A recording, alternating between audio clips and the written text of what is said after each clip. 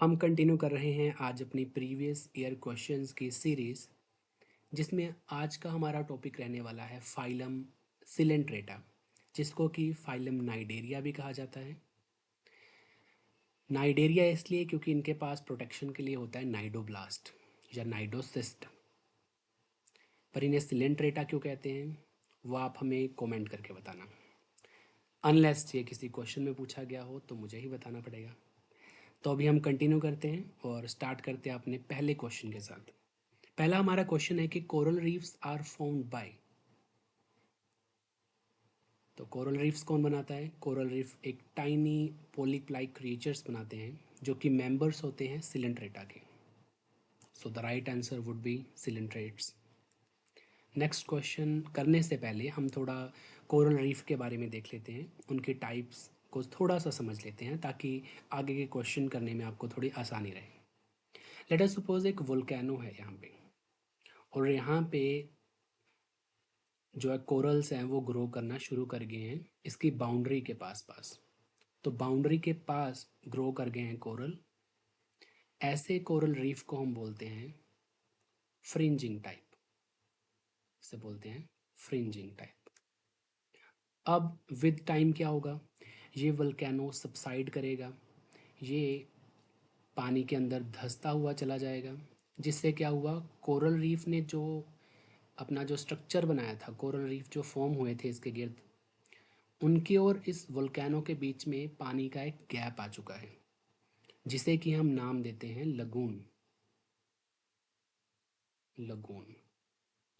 अब इस coral reef को बोल देंगे हम barrier type. Barrier type reef. इसकी एग्जांपल है ग्रेट बैरियर रीफ, जो कि ऑस्ट्रेलिया के पास आपको देखने को मिलेगा। थर्ड जो टाइप है वो तब बनती है, अब मान लो ये पूरा का पूरा वोल्केनो पानी में सबमर्ज हो गया, तो एक रिंग लाइक स्ट्रक्चर बन जाएगा कोरल रीफ का। इस टाइप के कोरल रीफ को हम बोलते हैं एटोल। ये तीन मेन टाइप्स होती हैं कोरल रीफ की। एटोल के बीच में भी लगून है, पानी की जो वाटर बॉडी है उसको हम लगून बोलते हैं। इन तीन के अलावा एक फोर्थ टाइप होती है, उसको क्या बोलते हैं, हम पैच बोल देते हैं। नाम से ही पता चल रहा है पैच के, वो कोई ऐसे पर्टिकुलर स्ट्रक्चर नहीं है इसके। मान लो एटोल के आसपास कहीं पे थोड़े थोड़े यहाँ पे कोरल रीफ स्ट्रक्चर्स ग्रो कर गए हैं, उसको बोलेंगे हम patch type of coral reef. तो आई होप ये आपको समझ में आया। आगे क्वेश्चन करते हैं। Next question is a radially symmetrical invertebrate animal with differentiation of tissue only will be placed in. तो हमारा ऑर्गेनिज्म कैसा है? रेडियली सिमेट्रिकल है और उसके पास टिश्यू ग्रेड का डिफरेंशिएशन है। इसको किस फाइलम में प्लेस करना चाहिए? वैसे तो हम फाइलम नाइडेरिया पढ़ रहे हैं तो हमें पता होना चाहिए आंसर बाय डिफ़ॉल्ट नाइडेरिया ही होगा, पर फिर भी हम इसको चेक करते हैं। पोरीफेरा के जो मेंबर्स होते हैं वो सेलुलर ग्रेड के होते हैं,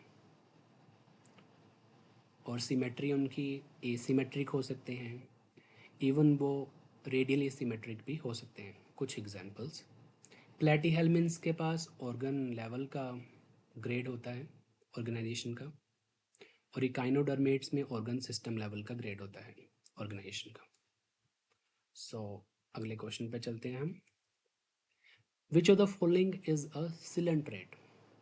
इनमें से सिलेंट्रेट कौन है और कौन नहीं? देखो नाम सारे सी से स्टार्ट हो रहे हैं, लेकिन आपको बताना है कि इनमें से कौन सा मेंबर जो है वो सिलेंट्रेट है और कौन सा मेंबर जो सिलेंट्रेट नहीं है। सी फैन जो है ये सिलेंट्रेटा का मेंबर होता है। इसका साइंटिफिक नेम है गोर्गोनिया। गोर्गोनिया। इसके अलावा सी कुकम्बर आपका इकाइनोडर्मेट्स का मेंबर है। सी हॉर्स फिश है, ये आपका आएगा ओस्टिकथीज में।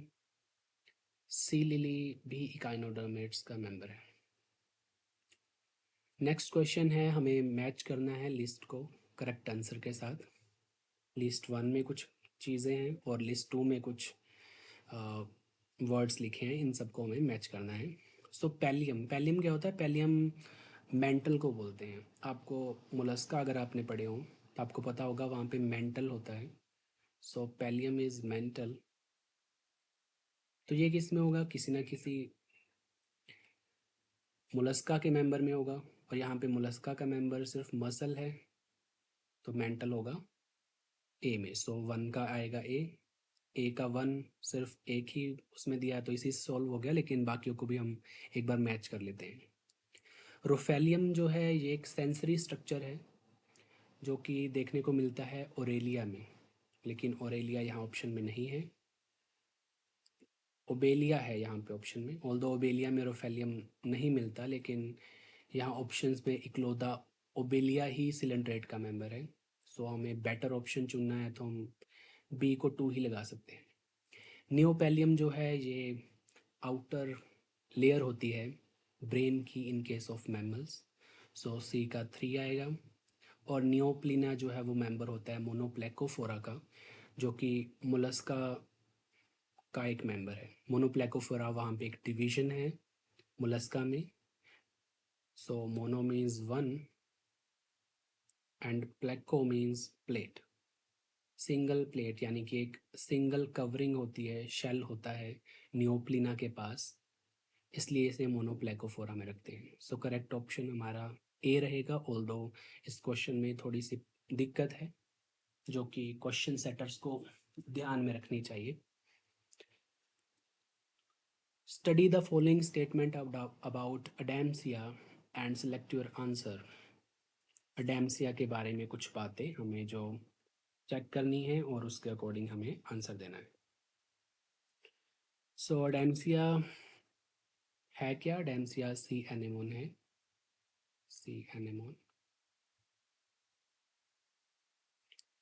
क्या ये पैरासाइट है? नहीं, बिल्कुल भी पैरासाइट नहीं है। सी एनेमोन के बारे में खास बात आपको थोड़ी सी याद होगी, देखने में मान ऐसा कुछ दिखता है सी एनेमोन, और आपने शायद कभी तो देखा होगा कुछ डिस्कवरी एक्सेट्रा पे शायद देखा हो कि हर्मिट क्रैब होता है, उसको सिर पे लेके घूम रहा होता है अपना प्रोटेक्शन के लिए। सो जो हर्मिट क्रैब है उसको प्रोटेक्शन मिल रही होती है, और सी एनेमोन को बदले में थोड़ा कुछ बचा कुचा खाने को मिल जाता है। ऑल्दो ये थोड़ी सी म्यूचुअलिस्टिक रिलेशनशिप है, लेकिन कुछ बुक्स इसको कमेंसर रिलेशनशिप भी मेंशन करती हैं। सो सेकंड ऑप्शन जो हमारा है, it is an example of commensalism. So ये पार्शली ट्रू हम इसको बोल सकते हैं। और कहते हैं अडेम्सिया को ऑल्सो कॉल्ड सी एनेमोन, बिल्कुल करेक्ट स्टेटमेंट है। It is called hermit crab, नहीं, हर्मिट क्रैब अडेम्सिया को नहीं बोलते। हर्मिट क्रैब इसका एक पार्टनर है जिसके साथ ही एक रिलेशन में है, जैसे कि कमेंसल या म्यूचुअलिस्टिक रिलेशनशिप बोलते हैं। तो क्योंकि हमारे पास ऑप्शन जो हैं वो पेयर्स में है, तो सबसे बेटर पेयर हमारे पास सेकंड और थर्ड ही है, तो option B should be correct. Scientific name of sea fur. Sea fur का साइंटिफिक नेम क्या होता है ये याद रखने का, इसमें कुछ याद नहीं करना, मतलब इसमें कुछ समझने का नहीं है। इसका साइंटिफिक नेम है Obelia geniculata. Which of the following animals is pelagic. Pelagic animal देखिए क्या होता है, मान लो ये एक वाटर बॉडी है, ये यहाँ पे साइड में सरफेस है, यहाँ पे वाटर है, तो वो ऑर्गेनिज्म जो ये ओपन वाटर में रहते हैं, ये वाटर को बोलते हैं हम open water.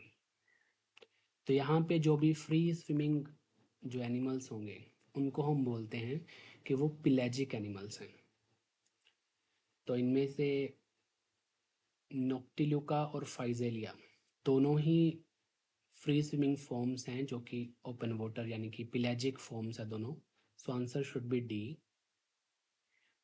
On the contrary Euplectella जो है वो एक सिडेंटरी फॉर्म है, वो पिलेजिक नहीं है। The question is scientific name of red coral मूंगा इज। रेड कोरल मूंगा है जिसको कि ज्वेलरी में भी यूज करते हैं, इसका साइंटिफिक नेम होता है Corallium rubrum. Which of the following is not a coral reef. हमने अभी टाइप्स देखी थी कि एटोल होता है, फ्रिंजिंग रीफ होता है, बैरियर रीफ होता है, लेकिन लगून एक वाटर की बॉडी होती है। So it is not a coral reef, this would be your answer. Which one of the following features applies to Metridium. Metridium के बारे में क्या क्या बातें लिखी हैं उनको देखते हैं। It belongs to class Hydrozoa, नहीं। ये हाइड्रोजोआ का मेंबर नहीं होता, ये मेंबर होता है एंथोजोआ का, एंथोजोआ, या हम कह सकते हैं ये एक्टिनोजोआ का। सो फर्स्ट ऑप्शन करेक्ट नहीं है। सेकंड है, it's gastrovascular cavity is divided by 6 pair of primary mesentery. Gastrovascular cavity divided तो होती है, लेकिन वो 6 से डिवाइड नहीं होती, वो 8 पेयर्स ऑफ मेजेंट्री से डिवाइडेड होती है। हर्माफ्रोडाइट, सो ये गलत हो गया। इट इज़ हर्माफ्रोडाइट नहीं, ये यूनिसेक्सुअल होता है, इसके दोनों सेक्सेस जो हैं वो सेपरेट होते हैं। स्केलेटन इसमें नहीं होता, सो ये बात करेक्ट हो गया कि it has no skeleton. Velarium is a structure associated with Aurelia and, तो आपको पता होगा कि सिलेंट्रेटा के कुछ मेंबर्स में एक स्ट्रक्चर होता है जिसको बोलते हैं वेलम। जैसे जेली फिशेज होती हैं, मान लो ये जेली फिश है, तो इनके पास ऐसा कुछ वेलम, लाइक वेलम होता है, कवरिंग सी होती है एक बहुत थिन। उसके अपोजिट एक ओरेलिया में मिलने वाला जो स्ट्रक्चर है ओरेलिया में, वो है वेरेलियम। देखने में थोड़ा सिमिलर सिमिलर ही है दोनों, पर डिफरेंस क्या है दोनों में? जो वेरेलियम होता है उस वो प्योरली वेलम नहीं होता, उसमें कुछ एंडोडर्मल जो है सेल्स, हम बोल सकते हैं कि एंडोडर्मल कैनाल्स उसमें आ जाती हैं। सो यहाँ से एंडोडर्मल कैनाल्स इसमें एंटर कर जाती हैं, ये इसका एक करेक्टरिस्टिक फीचर है। सो ऑप्शन देखते हैं। It is a part of true velum नहीं, it is like a true velum of Hydrozoa and does not contain endodermal cell नहीं, इसमें होती हैं। Unlike true velum, true velum जैसा नहीं है कहते। Medusa it contains endodermal cell, बिल्कुल सही। Does not form part of the narrow region of umbrella adjoining edge नहीं, ये एडजॉइनिंग पार्ट बना रहा होता है अम्ब्रेला का, सो ये बात सही है। Which of the following set of individuals of phylum Coelenterata belong to subclass Hexacorallia of the class Actinozoa? Actinozoa के मेंबर्स हमारे पास इसमें से हैं, ओटिसिनिया है, स्वेंथस है, अल्सायोनियन नहीं, पेंटोनियन, स्वेंथस है, एडवर्डीज या भी। सो बी इज करेक्ट, ये तीनों ही मेंबर है आपके हेक्साकोरेलिया के। बाकी कुछ आप ये अल्साइन सायोनियम पेंटाडुला मिल रहा है आपको, ये सब ऑक्टोकोराला के मेंबर है ना, octocorals. So answer would be B. Which of the following coral is the example of solitary coral? Solitary coral यानी कि जो अकेला मिलता है आपको बिना किसी सोशल ऑर्गेनाइजेशन के, वो है Fungia.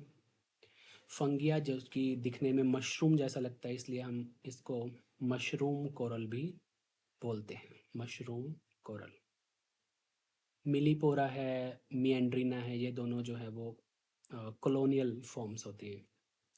Common name of Fungia is mushroom coral, अभी हमने किया। Diploblastic acoelomate condition is found in, diploblast होना चाहिए, 2 जर्म लेयर्स हैं और एसिलोमेट है। डिप्लोब्लास्ट देखिए, पोरीफेरा भी डिप्लोब्लास्ट है, पोरीफेरा भी ई एसिलोमेट है। जहाँ भी 2 ही जर्म लेयर्स हों वहाँ सिलोम की बात ही नहीं होती। सिलोम होने के लिए, ट्रू सिलोम होने के लिए एटलीस्ट 3 जर्म्स लेयर प्रेजेंट होना चाहिए, और 3 जर्म लेयर जो हैं वो पहली बार हमें देखने को मिलती हैं प्लेटीहेल्मिन्थ्स में, जो कि होते हैं एसिलोमेट। उससे पहले सभी डिप्लोब्लास्टिक हैं, और उनमें से भी अभी देखिए अर्थफॉर्म है, ये ट्रिप्लोब्लास्टिक है, एस्कैरिस भी, प्लेनेरिया भी, सी एनेमोन जो है जो कि मेंबर है सिलेंट्रेटा का, ये सब डिप्लोब्लास्टिक होते हैं और एसिलोमेट होते हैं। Triploblastic stage of organisation in the kingdom Animalia begin from, हमने अभी बात की कि ये कहाँ से शुरू होती है ट्रिप्लोब्लास्टिक जो स्टेज है, 3 जर्म लेयर्स, तो ये प्लेटीहेल्मिन्थेस से शुरू होती है। प्लेटीहेल्मिन्थ्स, प्लेटी यानी फ्लैट और हेल्मिन्थ्स यानी कि वर्म। सो हेल्मिन्थ से स्टार्ट होती है triploblastic stage. Nematocyst are present in which of the following phylum? Nematocyst जो है प्रोटेक्टिव स्ट्रक्चर्स होते हैं इन सिलेंट्रेटा, जिनको जो कि स्टिंगिंग सेल्स जिनको हम बोल देते हैं. So it is a prime it is a characteristic feature of Coelenterata. Same question, answer है Coelenterata. Which of the following is called dead man's finger? Dead man finger जो है वो हम डेड मैन फिंगर है क्या? वैसे ये एक कोरल ही है, सॉफ्ट कोरल की टाइप है ये. सॉफ्ट कोरल होता है एक एल्सायोनियम, जिसको कि बोलते हैं डेड मैन्स फिंगर, क्योंकि इसकी जो अपीयरेंस है वो ऐसा लगता है जैसे एक डेड मैन की फिंगर हो. Next question, which of the following is a non parasitic animal? Non parasitic, mosquito जो है, मस्कीटो ऑल्दो वेक्टर होता है, पैरासाइटिक भी है मस्कीटो. टेपवर्म भी पैरासाइटिक है, लीच भी पैरासाइटिक है. सी एनेमोन पैरासाइटिक नहीं है, प्रीडेटर बोल सकते हैं हम, फ्री लिविंग प्रीडेटर होता है सी एनेमोन, लेकिन पैरासाइट नहीं है. So it is a free living predator.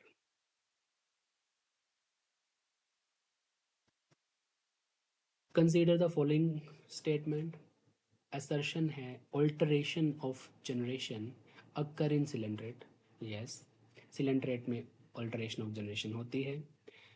Second, इसका रीजन जो दिया है वो है sporophytic and gametophytic stage replace each other.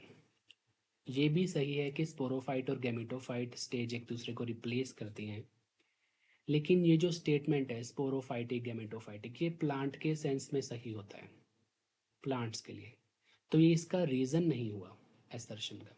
बात सही है. सो एसर्शन एंड रीज़न दोनों करेक्ट हैं, लेकिन रीज़न जो है वो करेक्ट एक्सप्लेनेशन नहीं है असर्शन के लिए.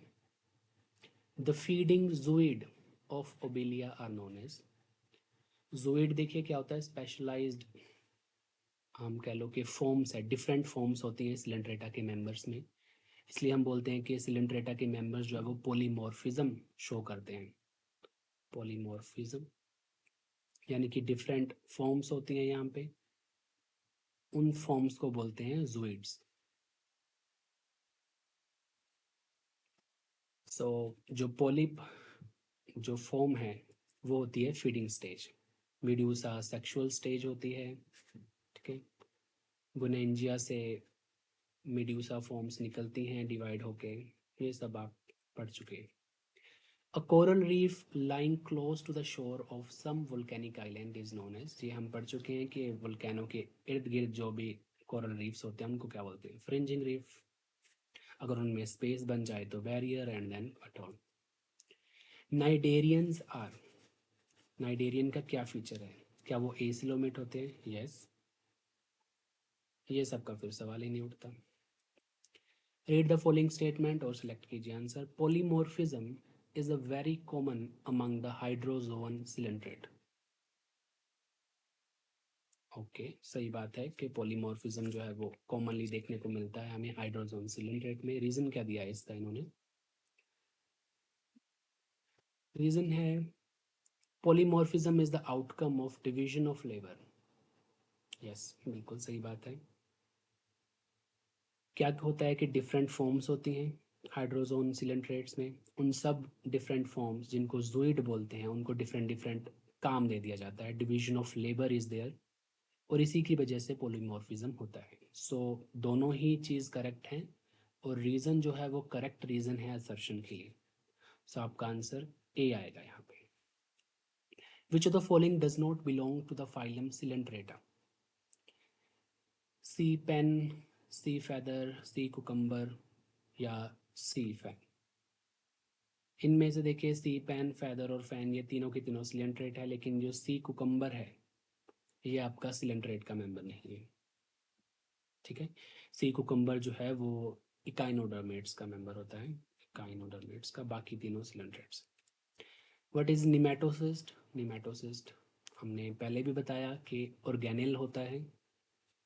सो it is a part of cell we can say, है ना, ऑर्गेनेल है. सो करेक्ट टर्मिनोलॉजी क्या है? ऑर्गेनेल है निमेटोसिस्ट. और check. Medusa of Obelia differ from Aurelia in having. कह रहे ओबिलिया के मेड्यूसा के पास ऐसा क्या है जो ओरेलिया के पास नहीं है. ऑप्शन है गोनैड, टेंटिकल, रोफेलियम या टेंटाक्यूलोसिस्ट. ये क्वेश्चन थोड़ा उल्ट हो गया है शायद. क्वेश्चन पूछने वालों ने ध्यान नहीं दिया. क्वेश्चन होना चाहिए था कि मेड्यूसा ऑफ ओरेलिया में ऐसा क्या है जो ओबिलिया के पास नहीं है. सो ओरेलिया के पास होता है रोफेलियम, जो कि उसे डिफरेंट बनाता है मेड्यूसा ऑफ ओबिलिया से. सो करेक्ट ऑप्शन होना चाहिए आपका C. In which of the following organism budding is commonly found. Budding commonly आपको पता है हाइड्रा में होती है, ऑल्दो अमीबा में भी बडिंग होती है, तो एज सच हम डिफ्रेंशिएट नहीं कर सकते. पर अमीबा अभी हम पढ़ रहे हैं सिलेंट्रेटा, तो ऑब्वियसली हम यहाँ पे आंसर हाइड्रा लगाएंगे. ऑल्दो ऐसे क्वेश्चंस जनरली अवॉइड किए जाते हैं एग्जामिनर के द्वारा, ये बाय चांस उन्होंने पूछ लिया आपको. The green colour of green hydra. तो हाइड्रा की डिफरेंट टाइप्स होती हैं, उनमें से एक होती है ग्रीन हाइड्रा. ग्रीन हाइड्रा जिसका कि नाम है, आप याद रख सकते हैं, उसका नाम है हाइड्रा विरिडीसीमा. विरिडीसीमा, हाइड्रा विरिडीसीमा. ये सिम्बायोटिक एसोसिएशन दिखाता है एक ग्रीन एल्गी के साथ जिसका नाम है जू क्लोरेला, जिसकी वजह से इसका कलर जो है वो ग्रीन अपीयर होता है. The formation of gonad in Hydra is stimulated by. तो जो गोनैड से हाइड्रा के वो बनेंगे सेक्सुअल रिप्रोडक्शन के लिए, राइट. और सेक्सुअल रिप्रोडक्शन जो है वो ट्रिगर होती है in environment when there is what we say, जब इन्वायरमेंट थोड़ा डिस्टर्ब्ड इन्वायरमेंट हो, उसको सब कुछ एक्सेप्टेबल चीज़ें नहीं मिल रही हैं, तब जो है वो गनेट्स की फॉर्मेशन होगी. जब भी अनफेवरेबल कंडीशंस होंगी. अनफेवरेबल कंडीशंस में से एक कंडीशन जो है वो है कि कार्बन डाइऑक्साइड की डिजोल्व फॉर्म का ज़्यादा होना. सो कब डेवलप होंगे gonads? When there is abundance of carbon dioxide और अनफेवरेबल environmental conditions.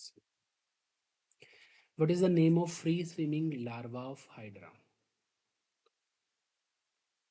देखिए, सिलेंट्रेट्स जो होते हैं वो यूजुअली शो करते हैं इनडायरेक्ट डेवलपमेंट, इनडायरेक्ट.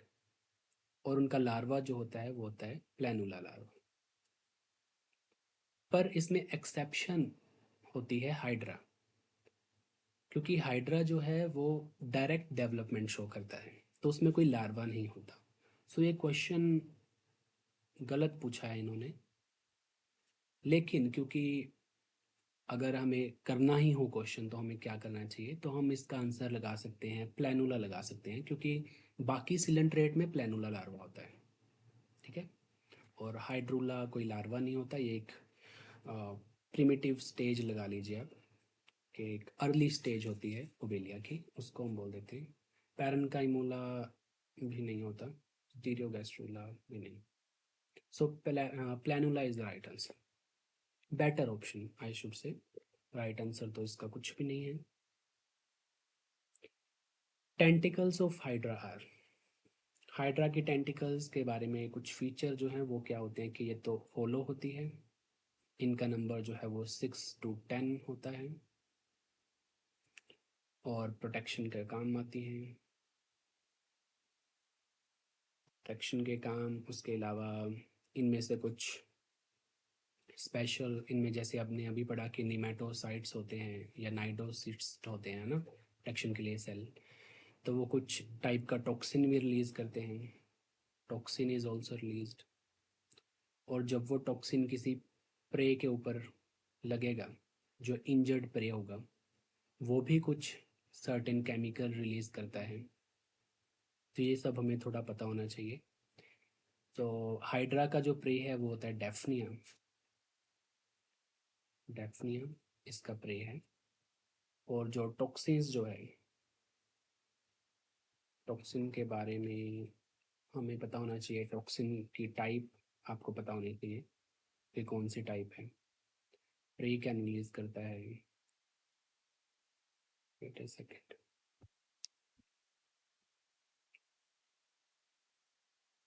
तो यहाँ पे ऑप्शन है tentacles of Hydra are solid, नहीं।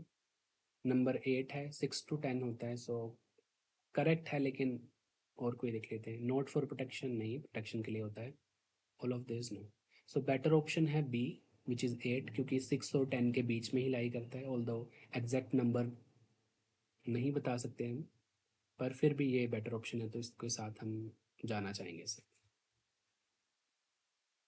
इसके साथ आपको टॉक्सिन का नेम मुझे देख के लिखा देना चाहिए, शायद आपके आगे के क्वेश्चंस में आएगा वो।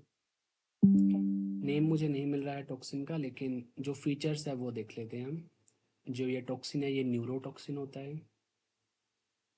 न्यूरोटॉक्सिन यानी कि नर्वस सिस्टम पे काम करता है, पैरालिसिस कोज करेगा। और इसकी एक एग्जांपल होती है hypnotoxin. Hypnotoxin exact chemical name आपको कोई नहीं पूछेगा, तो आप इतना ही याद रख सकते हैं कि टॉक्सिन न्यूरोटॉक्सिन है, हिप्नोटॉक्सिन है।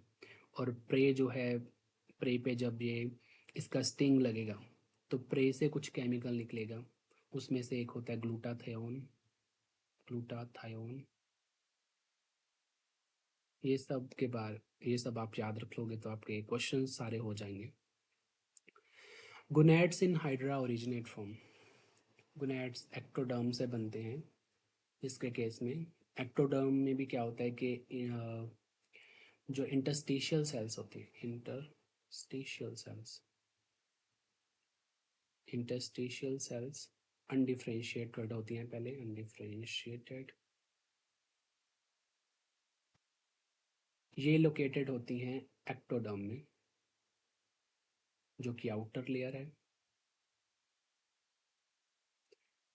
उससे गोनैड्स का जो है वो ओरिजिन माना जाता है। रीजनरेशन हाइड्रा में कैसे होती है? ये एक बहुत ही फेमस एग्जांपल है मोर्फोलेक्सिस की। मोर्फोलेक्सिस में क्या होता है, पुराने जो सेल्स हैं उन्हीं को रीपर्पस कर दिया जाता है, जो एग्जिस्टिंग टिश्यू है उसको रीमॉडल रीऑर्गेनाइज कर दिया जाता है ताकि पूरी बॉडी को बनाया जा सके।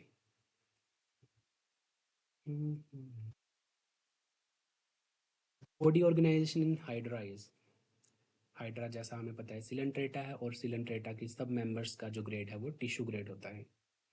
Glutathione is secreted by, glutathione hydra के प्रे के द्वारा रिलीज किया जाता है, प्रे ऑफ हाइड्रा। और हाइड्रा का प्रे हम पहले पढ़ चुके हैं कि डेफ्निया होता है। और अगर हम पूछे हाइड्रा क्या रिलीज करता है, तो हाइड्रा हिप्नोटॉक्सिन्स को रिलीज करता है, जो कि एक तरह के न्यूरोटॉक्सिन्स होते हैं। The gastrula of Hydra is known as stereogastrula because, तो हाइड्रा का क्या होता है कि जब गैस्ट्रूला स्टेज जो आती है, गैस्ट्रूला, तो ऑल्दो गैस्ट्रूला के अंदर कैविटी होनी चाहिए, राइट, ब्लास्टूला बनेगा, ब्लास्टोसील बनेगी। तो लेकिन यहाँ पे क्या होता है, यहाँ पे अंदर की तरफ सेल सेल भर जाते हैं। पूरा का पूरा जो गैस्ट्रोला स्टेज है उसमें कोई भी कैविटी देखने को नहीं मिलती, वो अंदर से एक सॉलिड स्ट्रक्चर बनाता है, जिसकी वजह से इसको स्टीरियो गैस्ट्रोला बोल देते हैं। सो इसको स्टीरियो गैस्ट्रोला क्यों बोल रहे हैं? इनकैप्सुलेटेड है, नहीं, दो लेयर, नो, होलो नहीं, सॉलिड। तो ये सॉलिड है इसलिए इसको स्टीरियो गैस्ट्रोला बोल देते हैं। Poisonous fluid present in nematocyst of hydra कौन सा है? सो हिप्नोटॉक्सिन हम पढ़ चुके हैं। Poisonous substance found in nematocyst of hydra, hypnotoxin. Hypnotoxin is a poisonous substance produced by protozoans, fungus, no, ascaris, no, nematocyst. Yes. Which animal has a nervous system but no brain? तो amoeba में तो देखिए nervous system ही नहीं होता, hydra में nervous system होता है diffused type का, डिफ्यूज नर्व नेट बोलते हैं हम इसको। डिफ्यूज नर्व नेट होता है, लेकिन कोई सेंट्रल नर्वस सिस्टम नहीं होता। सो सेंट्रलाइज्ड कंट्रोल सेंटर एब्सेंट होता है, तो हम कह सकते हैं कि इसमें ब्रेन एब्सेंट है लेकिन नर्वस सिस्टम है, so answer should be Hydra. Cockroach earthworm ये नहीं है। Hydra can digest all type of food except, तो हाइड्रा क्या कर सकता है, ये प्रोटीन्स को डाइजेस्ट कर सकता है, फैट्स को भी डाइजेस्ट कर सकता है, शुगर्स को डायरेक्टली ले सकता है। बची आपकी स्टार्च को नहीं कर पाएगा डाइजेस्ट क्योंकि इसके पास अमाइलेज नाम का एंजाइम एब्सेंट होता है, सो इसको कर सकता है, तो आंसर आएगा starch. So let us go to the next question. Which cell in Hydra are called embryonic reserve? Embryonic reserve हम बोलते हैं इंटरस्टिशियल सेल को, जो कि स्टेम सेल्स आप मान सकते हैं इनको। एम्ब्रियोनिक रिजर्व इसलिए बोलते हैं क्योंकि ये टोटीपोटेंट होते हैं और इनसे ज़रूरत पड़ने पर अदर सेल टाइप्स का फॉर्म किया जा सकता है। एक्सोन ऑफ हाइड्रा आर, अभी हमने बात किया था कि डिफ्यूज टाइप का नर्व नेट होता है हाइड्रा के अंदर, और उस नर्वस सिस्टम है तो यहाँ पे न्यूरॉन्स होंगे, न्यूरॉन्स हैं तो एक्सोन होगी, और एक्सोन हमें पता है दो टाइप्स की हो सकते हैं। नर्वस सिस्टम में एक्सोन की दो टाइप्स होती हैं, एक होती है माइलिनेटेड और दूसरे होते हैं non myelinated neurons.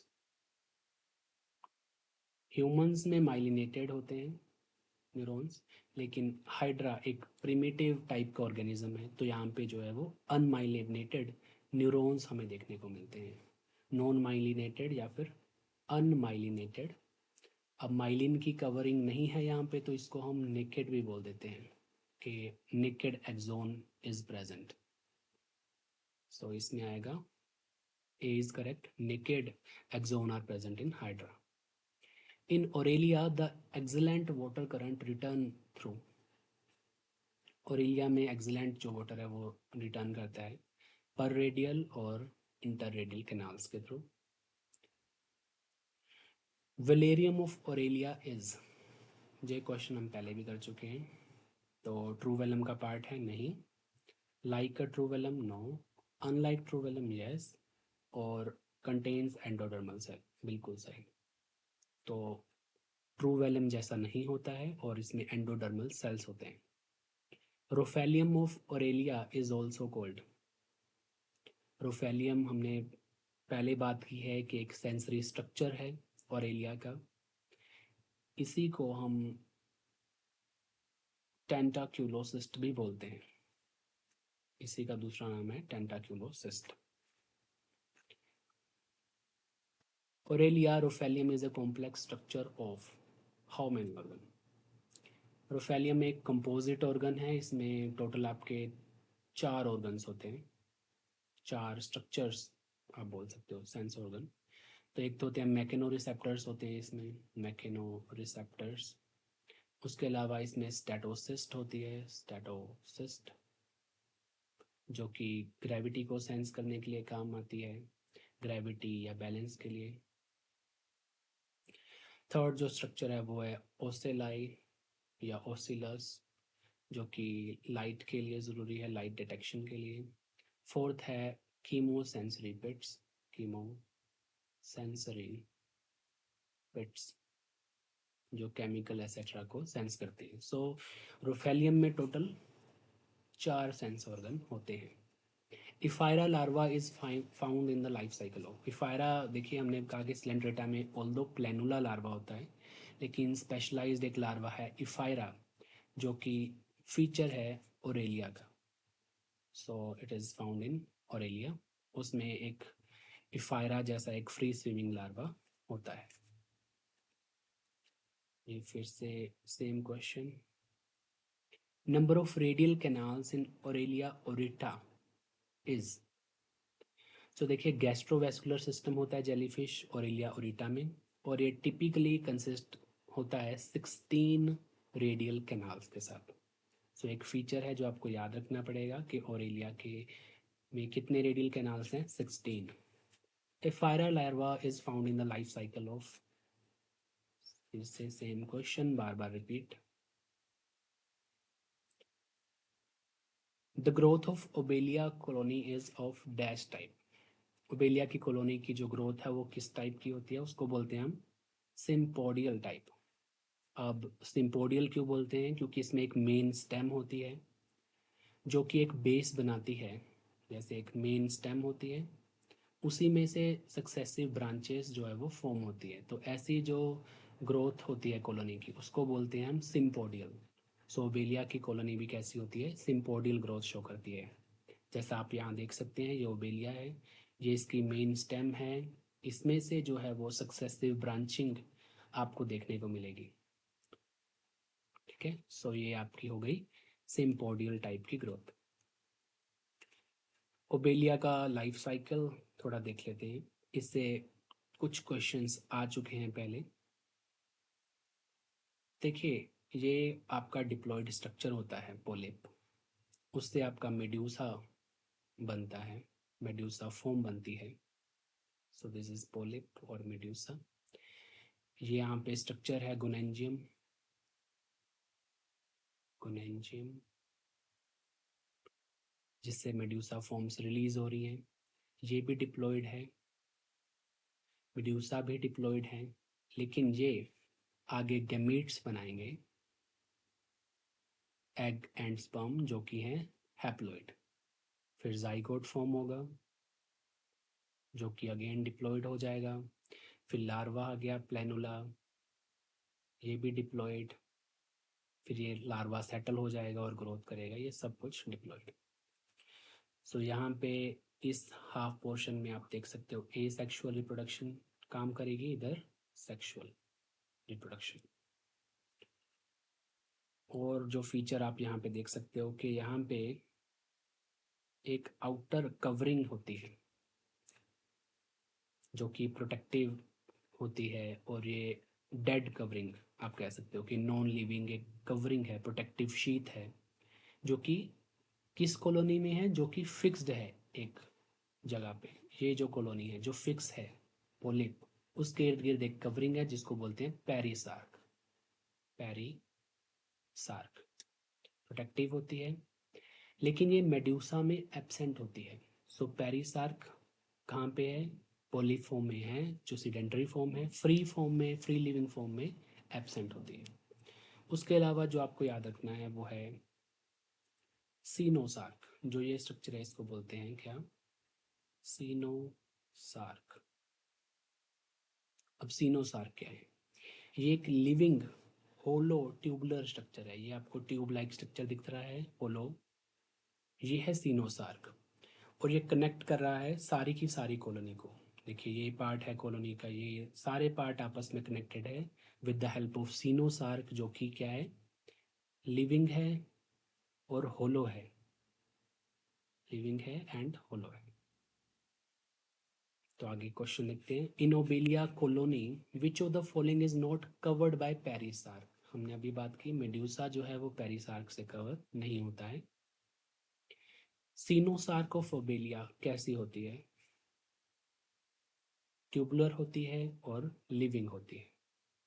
पेरिसार्क of Obelia is chitin layer secreted by ectoderm, बिल्कुल सही। Ectodermal no no. So perisarc एक नॉन लिविंग लेयर हमने बात की कि प्रोटेक्टिव लेयर होती है काइटिन की, जो कि एक्टोडर्म सिक्रेट करती है। ओबेलियन मेड्यूसा इज व्हाट, जो मेड्यूसा होता है ओबेलिया का, वो क्या करता है, एक प्रेडेटर होता है, वो फाइटोप्लैंक्टन्स को खाता है, जिसकी वजह से उसको हम बोल सकते हैं कि वो कार्निवोरस होता है।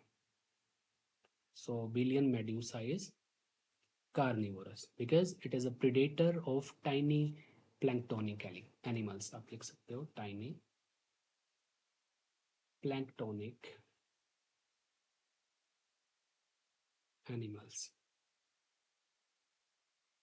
उनको खाता है। which of the following is not correctly matched,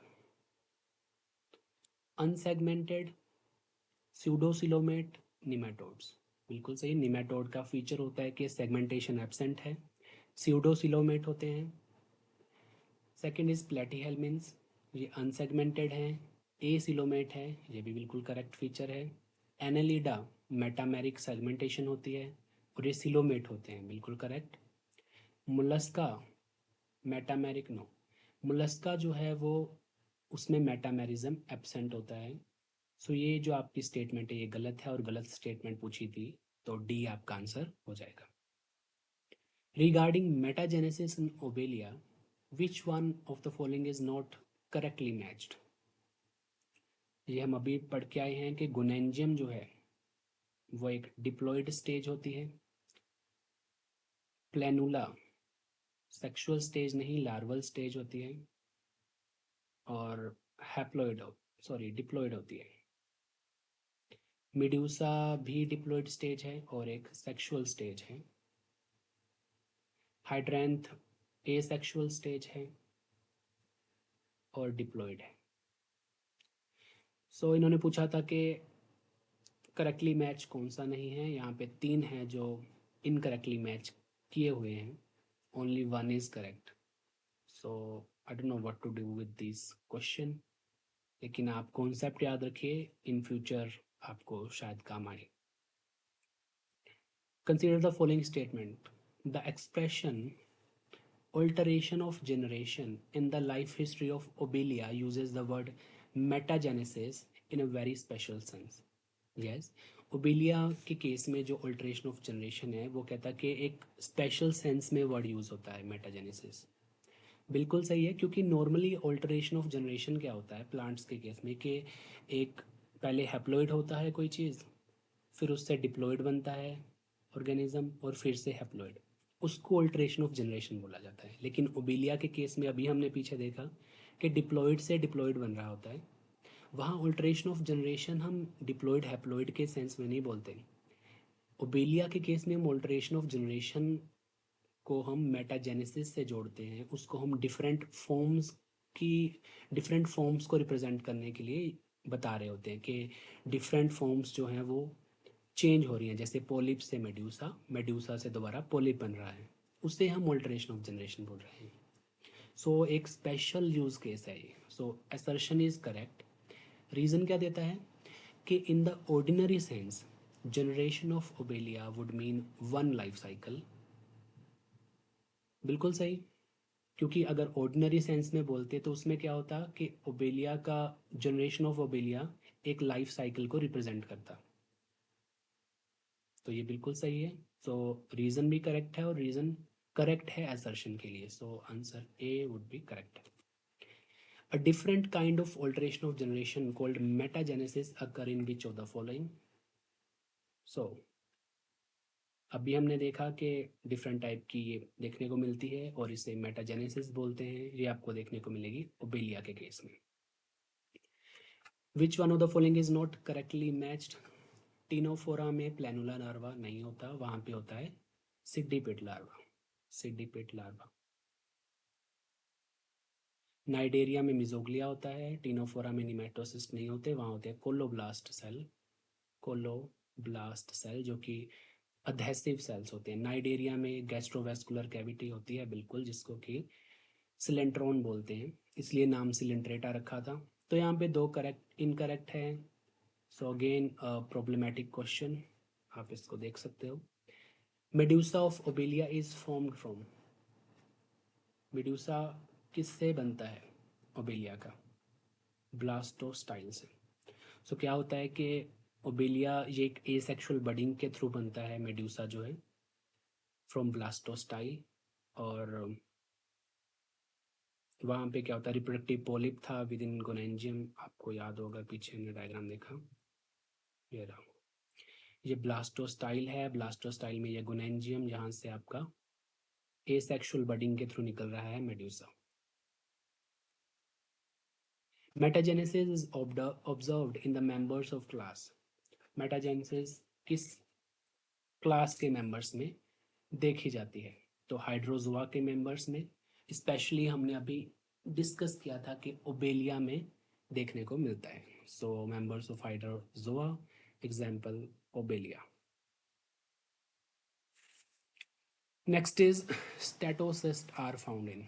statocyst again एक बैलेंसिंग ऑर्गन, हम पहले पढ़ चुके हैं कि ओरेलिया के मेंबर्स में होता है।